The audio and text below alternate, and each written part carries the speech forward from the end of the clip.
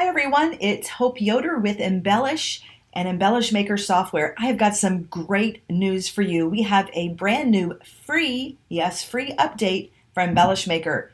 You have loved the one-click chenille and the one-click puff foam and the one-click emboss. You're going to love the one-click Mylar feature even more. So here's a picture of Mylar.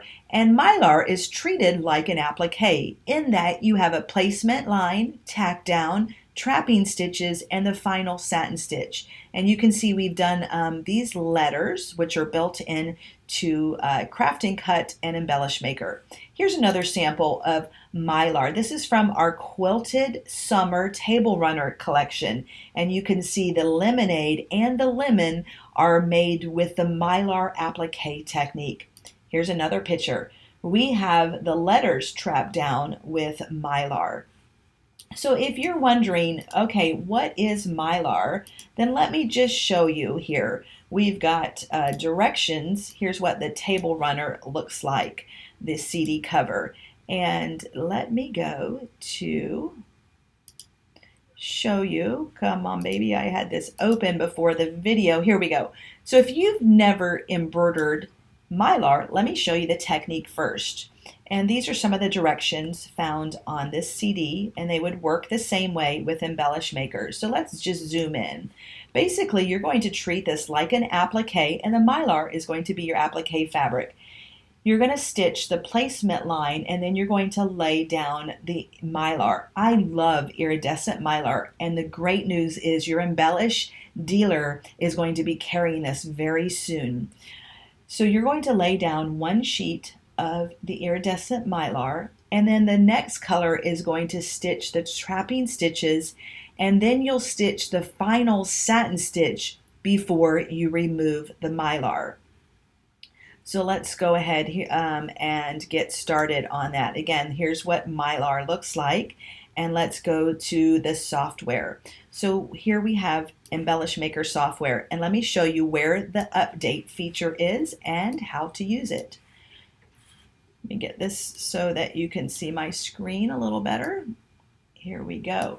So we're first going to open a new page, and then we're going to come under Convert. And here's where the Mylar tab is. Right now it's gray because in order to make something Mylar, you have to have a shape on your screen.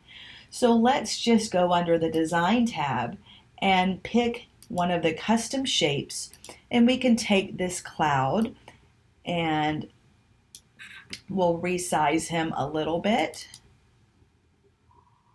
Let's see, let's go to inches, and so this cloud will be about 2.6 by 1.5, and I always think of clouds as being blue, so let's change him to a blue.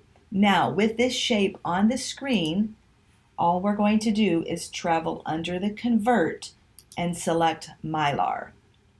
Let's come under 3D, perfect, and let's click off. All right, now what I'm going to do is I'm going to change these. Let's change this satin stitch to a blue color. All right, here we go. And we'll change the tack down to a red. Whoops. We'll go back to this. All right, so here's what the Mylar looks like. And let me show you the slow redraw. Color number 1 is going to be the placement line. We're going to lay down our Mylar and it'll tack it down. And color number 3, which you see here, are the Mylar trapping stitches. Once it's done that, you're still going to leave the Mylar on and you're going to do the satin stitch.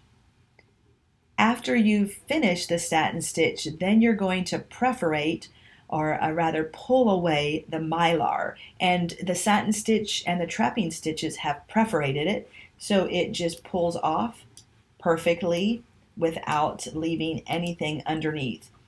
So that's one way to use Mylar. Now here's another way. Let's create a new page, and I am going to open one of my embroidery designs. So we're going to come under File and Open, and I am in my Therapy Pack embroidery CD, and we've got some really cute Mylar, or rather applique designs. We've got a cucumber, we've got chill, and there is a penguin in here. So notice penguin. I'm going to make sure, in order to have this work, you want to make sure convert to outlines is checked. The Mylar one-click wonder is not going to work unless I've selected convert to outlines. So at this point, you can find any applique designs that you already own. Let's open this up into Embellish Maker software. Over in the sequence window, I'm going to select the penguin outline. This is going to be an applique design. Now, so for the applique, I'm going to find the placement line, and that's probably the piece that I'm going to convert to a cut file. But instead of doing that, I'm going to select it in the sequence window, and then I'm going to come over to my Convert tab, find the Mylar, and what I want you to notice is here it's only one stitch for the placement, but when I select Mylar, now that placement line has given me a tack down, and then the Mylar stitches, and then the satin stitch.